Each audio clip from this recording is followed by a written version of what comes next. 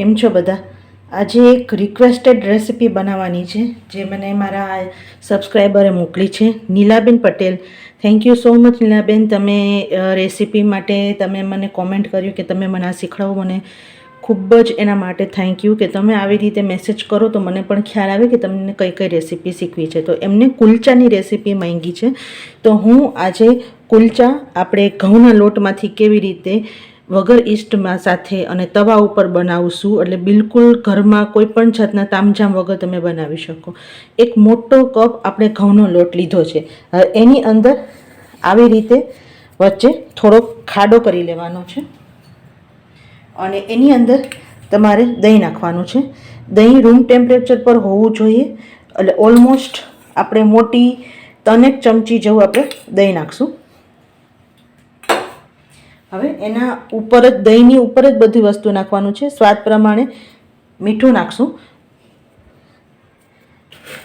ચપટીક sugar નાખશું. સુગરના હિસાબે આપણે ઈસ્ટ વગર બનાવવાના છે, બેકિંગ પાવડર બેકિંગ સોડા સાથે, તો એ જલ્દી એક્ટિવેટ થાય એટલા માટે આપણે સુગર છે ને એ મીઠાશ માટે નથી નાખતા.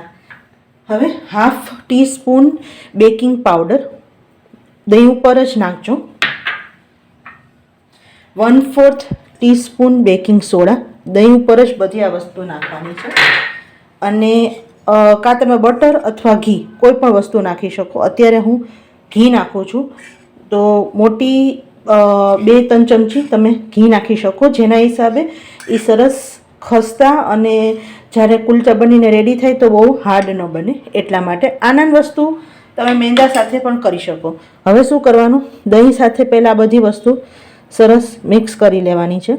જેમ તમે દહીં સાથે મિક્સ કરશો ને બધી વસ્તુ, એટલે તમને ખ્યાલ આવશે કે એની અંદર થોડાક છે ને બબલ્સ થવા માંડશે, એટલે કે જેમ સોડામાં કેમ એર થાય એવી રીતે થશે. અને હવે આવી રીતે પહેલે હાથેથી બધી વસ્તુ પહેલે મિક્સ કરી લેવાનું છે. જો આવી રીતે દહીં સાથે જેટલું હતું એટલું બધું મિક્સ કરી લીધું. હવે થોડું થોડું પાણી લઈ આનો ઢીલો લોટ બાંધવાનો છે.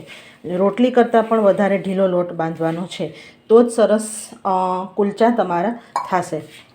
થોડુંક તમને એવું થશે કે સ્ટીકી છે, પણ તમે તો જ તમારા કુલચા જે સોફ્ટ થવા જોઈએ ને એ થશે. હવે જે મેઇન વસ્તુ છે, આપણને ઘણી વખત એવું થાય કે લોટ બાંધી લીધા પછી એને રેસ્ટ આપીએ એટલે એમને એમ સરસ થઈ જાય. ના, એવું નથી હોતું. એના માટે આ ખાસ સ્ટેપ જોજો. પહેલાં આપણે સરસ પહેલાં લોટ બાંધી લઈએ. આપણે એનો જો આપણે લોટ બાંધી લીધો છે. લોટ છે ને એકદમ સાવ ઢીલો અને આમ ચોટી ગયો હોય ને એવો. જેમ પહેલે કીધું, આ વસ્તુ તમે મેંદાથી પણ કરી શકો અથવા હાફ લોટ અને હાફ મેંદો કરી શકો. હવે આ તમારા આ જે પામ હોય ને એનાથી આવી રીતે ખેંચવાનું છે. આવી રીતે જેમ ખેંચશો ને એટલે તમને દેખાશે કે અત્યારે તૂટશે, પણ થોડીક વાર તમે સ્ટ્રેચિંગ કરશો ને એટલે એ લોટ છે ને એકદમ સરસ થઈ જશે. બિલકુલ તમને એવું ફીલ નહીં થાય કે આ તમે મેંદાથી નથી કરેલો. આ સ્ટેપ બહુ જરૂરી છે. ઘણા લોકો ઘરે જ્યારે કુલચા બનાવે ને ત્યારે આ સ્ટેપ નથી કરતા. સ્ટ્રેચિંગ કરી અને એને સરસ કૂણવાનું હોય છે, પણ આ પામથી કરવાનું, આંગળાથી નહીં. આવી રીતે સરસ તમે કિચન પ્લેટફોર્મ પર આ વસ્તુ કરી શકો. અને થોડીક વાર એને કૂણવશો ને એટલે એની ચિકાસ પણ સરસ એની અંદર અને એકદમ સ્ટ્રેચ થાય ને એવું થઈ જશે. જો આપણો સરસ કૂણવી લીધો છે, તમે જોઈ શકો કે એને જેમ કૂણવો ને એટલે તમે જો એનો કલર છે ને એકદમ લાઇટ થઈ ગયો છે. અથવા હવે ઉપર ઓઇલ અથવા ઘી આવી રીતે તમારે લગાડી દેવાનું છે અને આને મિનિમમ કલાક રેસ્ટ આપવાનો છે. તમારી પાસે જો વધારે ટાઈમ હોય ને તો તમે વધારે પણ રેસ્ટ આપી શકો, પણ મિનિમમ કલાક રેસ્ટ આપશો તો જ સરસ કુલચા થશે.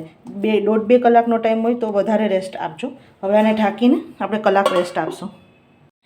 તો આપણું જે ડો છે ને રેસ્ટ થાય છે ને ત્યાં સુધી આપણે સ્ટફ્ડ આલુ કુલચા બનાવવાના છીએ. તેના માટે 2 બોઇલ્ડ આલુ લીધા છે. હવે કુલચા માટે જે આલુ હોય ને એ એકદમ સરસ મેશ્ડ હોવા જોઈએ. તો હું મેશ નથી કરતી, પણ એના બદલે આવી રીતે આપણે જે આદુ અને જે ખમણવાની ખમણી હોય ને એનાથી ખમણું છું, જેનાથી અંદર સ્ટફિંગ જ્યારે તમે ભરો અથવા તમે ભરવામાં પણ વાંધો ન આવે અને તમને જ્યારે તમે વણો ત્યારે પણ તમને ફાટવાની ડર ન રહે. એટલે બને ત્યાં સુધી આવી રીતે ખમણીને કરવું, જેના હિસાબે તમારા આલુ નું જે સ્ટફિંગ હોય ને ઇવનલી થાય. અત્યારે મેં 2 આલુ લીધા છે. તમારી ક્વોન્ટિટી પ્રમાણે તમે સરસ જે પ્રમાણે લેવું હોય એ પ્રમાણે લઈ શકો. હવે આલુ કુલચાનું સ્ટફિંગ તમે તમારી રીતે કરી શકો. તમે આપણે આલુ પરોઠાનું હોય એવું પણ સ્ટફિંગ કરી શકો. તમને ઈચ્છા પ્રમાણે કરી શકો. હું મારી સ્ટાઇલથી કરું છું, એટલે તમને તમારી જે ઈચ્છા હોય અને તમારા ઘરે જે અવેલેબલ હોય ને એ કરજો. હવે હું બ્લેક સોલ્ટ નાખું છું, એટલે કે સંચળ પાવડર નાખું છું. થોડુંક રેગ્યુલર સોલ્ટ. તમારે જે ઈચ્છાના આમાંથી તમને કરવું હોય ને એ તમે કરી શકો. કુલચાનું સ્ટફિંગમાં વેરાયટી તમે લઈ શકો. થોડોક ગરમ મસાલો, થોડું લાલ મરચું પાવડર અને આદું ખમણેલું છે, મરચાં છે અને થોડી કોથમીર છે, એ પણ બધું આની અંદર નાખી દઈશું. કુલચાની અંદર મરચાં અને આદું ખમણેલું અથવા તમે બારીક ચોપ કરેલું નાખશો ને તો બહુ જ સરસ ટેસ્ટ આવશે. અને પછી આને આવી રીતે સરસ મેસ્ડ કરી લેશું. તો આપણું કુલચાનું આલુ કુલચાનું વચ્ચે સ્ટફિંગ રેડી છે. તમે કોઈ પણ વચ્ચે સ્ટફિંગ કરી શકો, પનીરનું કરી શકો, જે તમને ગમતું હોય એ બધું સ્ટફિંગ કુલચાની અંદર કરી શકો. જો આપણે સરસ આવી રીતે તમને કેવું તીખું ભાવતું હોય, મોડું ભાવતું હોય એ પ્રમાણે પણ તમારા ટેસ્ટ પ્રમાણે બધું અંદર કુલચાના સ્ટફિંગમાં તમે ફેર કરી શકો.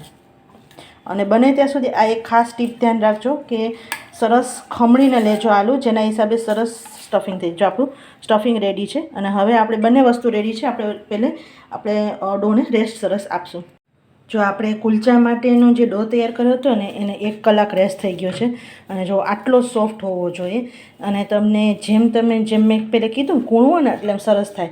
હવે આમાંથી આપણે નાના નાના લુવા કરવાના છે. આવી રીતે આમ લઈ લેવાનું અને આવી રીતે પાછું આમ વાળી આમ સરસ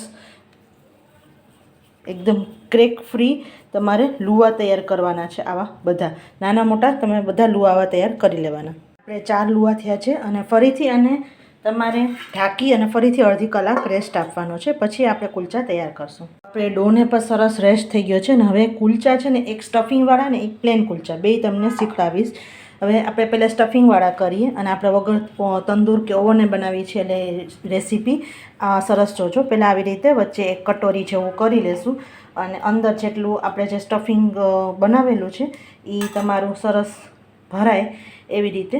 અને પછી આવી રીતે સરસ સાઈડમાંથી ખેંચી આરામથી ખેંચાઈ જશે, કારણ કે એકદમ સોફ્ટ ડો છે. એટલે વચ્ચેથી એકદમ પ્રોપર આવે અને આવી રીતે સીલ કરજો, બરાબર છે. અને પહેલે છે ને આવી રીતે હાથેથી બને ત્યાં સુધી ફ્લેટ કરવાનું ટ્રાય કરું અને પછી તમારે વણવાનું ચાલુ કરું. એટલે હાથેથી જેટલું તમારા કીધે ફેલાય. હવે આ વસ્તુ કદાચ તમે મેંદાથી કરો ને તો ફટાફટ થઈ જાય, પણ આપણે હેલ્ધી વર્ઝન કરવાના છીએ. હોપ યુ નીલાબેન પટેલ તમને જો આ રેસીપી ગમી હોય તો પ્લીઝ બધા સાથે શેર કરજો. તમારી રિક્વેસ્ટથી બનાવેલું છે.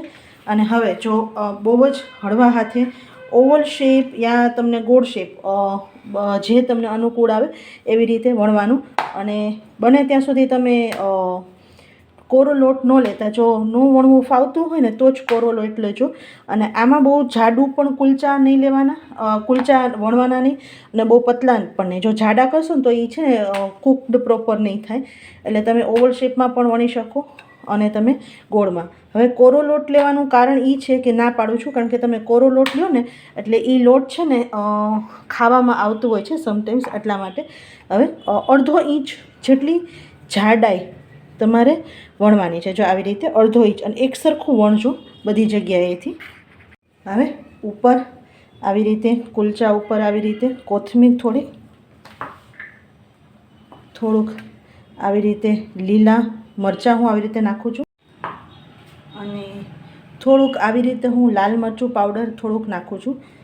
અને હવે તમારે આ ડ્રિંકિંગ વોટર લેવાનું છે અને થોડુંક આવી રીતે હાથથી થોડુંક પ્રેસ કરી દેવાનું છે. આના ઉપર કલોંજી પણ તમે નાખી શકો, તમને જે ગમતું હોય. ઉપર કસ્તુરી મેથી પણ નાખી શકો.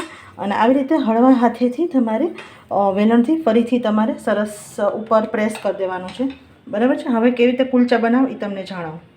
હવે કુલચા બનાવવા માટે આપણે નોનસ્ટિક લોઢી લીધી છે.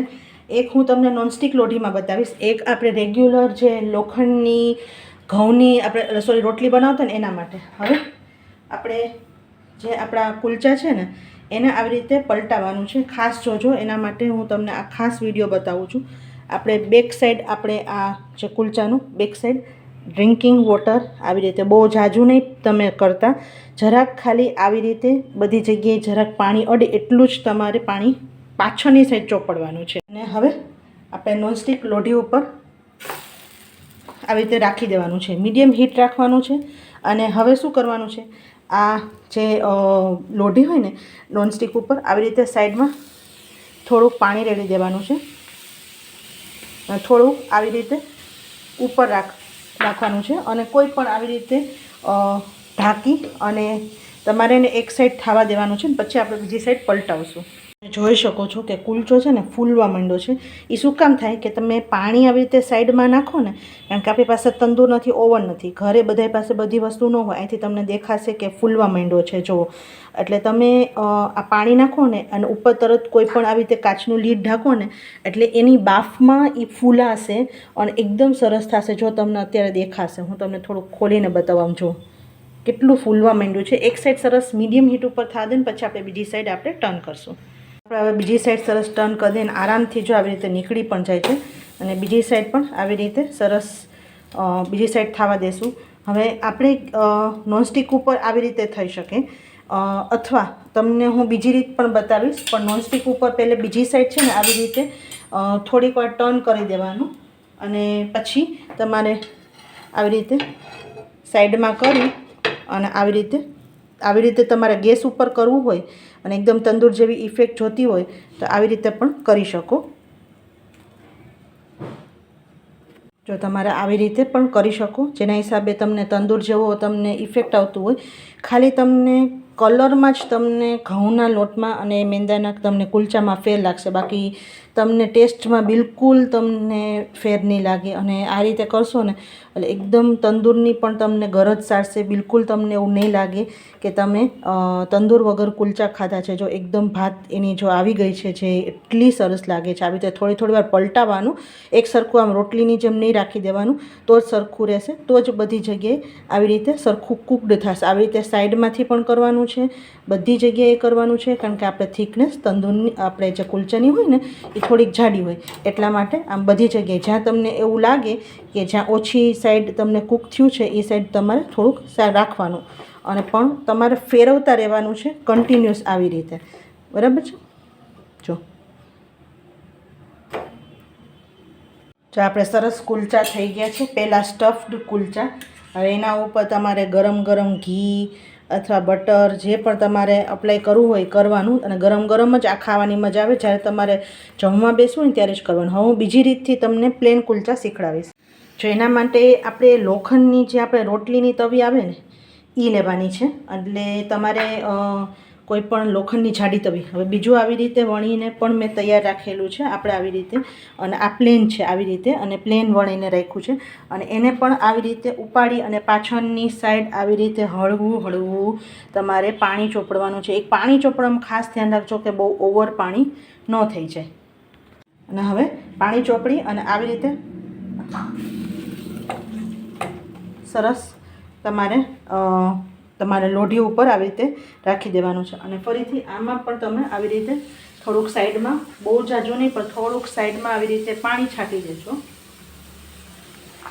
અને ફરીથી આને પણ તમારે આવી રીતે સરસ ઢાંકીને અને થવા દે. ન હોય તો પણ તમે એમને પણ કરી શકો. એવું નથી કે તમારી પાસે આવું કંઈ ઢાંકવાનું ન હોય તો એમને પણ કરી શકો. જો આવી રીતે લોખંડની તવીમાં કરશો ને તો આવી રીતે વચ્ચે ફૂલાશે, પણ ફૂલાશે તો ખરા જ. અને નોનસ્ટિકના લોખંડની તવીમાં થોડોક ફેર આવશે, એટલે બહુ જાજો ફેર નહીં આવે. અને પછી આને આવી રીતે તમારે ઉખાડવા થોડીક નોનસ્ટિકમાં, અને આવી રીતે નોનસ્ટિકમાં સીધું ઉખડી જાય. અને તમારે આવી રીતે લોખંડની તવીમાં કરો ને તો થોડુંક ઉખાડવામાં તમને થોડીક 2 મિનિટ તમને વાર લાગે. જેમ આપણે ઢોસા કેમ ઉખેડીએ એવી રીતે તમારે ઉખેડવા પડશે. આવી રીતે તમારું ઉખડી જાય ને બીજી સાઈડ, એટલે તમારે થોડીક વાર આને આવી રીતે પલટાવી અને જો એમાં થોડુંક તમને આવું તમને ટેક્સચર દેખાશે જે હું તમને બતાવું. થોડીક વાર પહેલાં બીજી સાઈડ થવા દેશું ને પછી આપણે ગેસ ઉપર આપણે એને કૂક કરશું. જો હવે આપણે આવી રીતે ફરીથી તંદૂરની જેમ ઇફેક્ટ આપવા માટે આવી રીતે ધીમા થોડો ગેસ કરી નાખશું અને સાઈડમાં આવી રીતે એને કૂક કરશું. જો આપણે પ્લેન કુલચા અને આપણા તમારે સ્ટફિંગવાળા કુલચા બંને પણ રેડી છે. અને ફરીથી ઉપર બટર કે ઘી ચોપડી દેવાનું ગરમ ગરમ. જો શાક સાથે ખાવું હોય તો આવી રીતે પ્લેન કુલચા, તમારે કોઈ પણ છોલે સાથે શાક સાથે કોઈ પણ ખાવું હોય તો પંજાબી શાક સાથે તો આવી રીતે પ્લેન કરવાના. અને એમને ખાવું હોય ખાલી કુલચા અને સાઈડમાં ચટણી કે કોઈ એવું ખાવું હોય તો સ્ટફિંગવાળા કુલચા કરવા. તો તૈયાર છે તમારું. હોપ નીલાબેન પટેલને તમારી રેસીપીની જે ડિમાન્ડ કરી હતી એ ફૂલફિલ થઈ હશે અને બીજાને પણ ગમ્યું હોય તો લાઈક શેર સબસ્ક્રાઈબ કરી દેજો. આવજો.